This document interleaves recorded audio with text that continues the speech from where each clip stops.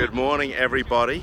As you can probably see, I'm out and about. We are actually at the NAMI Walks. So NAMI is the National Association of Mental Illness, and it's an unbelievable organization that, well, raises money and provides resources for the disease of mental illness, which, as you know, is a big part of what we do, because addiction and mental health, mental illness, I should say, tend to go hand in hand. So we're here supporting NAMI.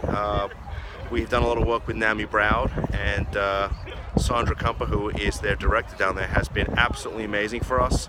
She's really helped us to get the word out about what we do, and has been very gracious and asked us to come and speak a few times at some of their events. So, we think it's important to give back, not only to show our appreciation, but to give love to the community. I mean, if you want to get love, you got to give it. Don't go out and network at events thinking or saying to yourself, "Oh, I wonder what I can get out of this," because guess what? You'll get nothing. You have to give, and then you'll get, and you have to get involved. You have to support your community, and you have to care about what you do. So we're here this morning doing this walk with NAMI, showing our support, and letting them know that we care. So really good to be here.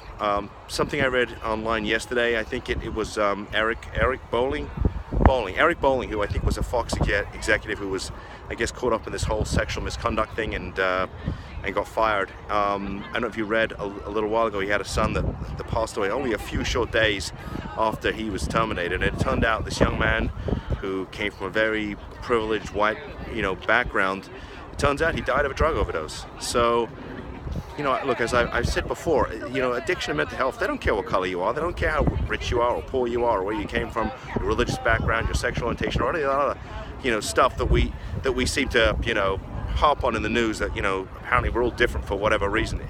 Addiction and mental health, mental illness, it doesn't matter. So, you need to understand it. This affects everybody. So, if you think you know somebody who might be dealing with this, help them. Let them know there are resources out there. And the other thing is, look, I lost my dad at the beginning of the year. I've talked about it a lot of the time. It's really been a source of inspiration for me. But, my dad was 81. This was a young man who was in college. Now his father has to bury him. And no parent should ever have to lose a child. We spend every week sitting in our office talking to crying mums who don't want to lose their children. So if you know a family, speak up, say something, so that another parent doesn't have to bury a child. As I have, there's a couple of things I sort of talk about, and perhaps they've become part and parcel of my message. But look, addiction and mental illness, these diseases, they get worse with time. They never get better. They don't get better. They can't. That's just the nature of the beast. And so when you're dealing with those things, you need to understand there's only one of three options, right? The morgue, prison, or treatment. Either this child's going to end up dead, they're going to end up in prison, or someone's going to get them into treatment.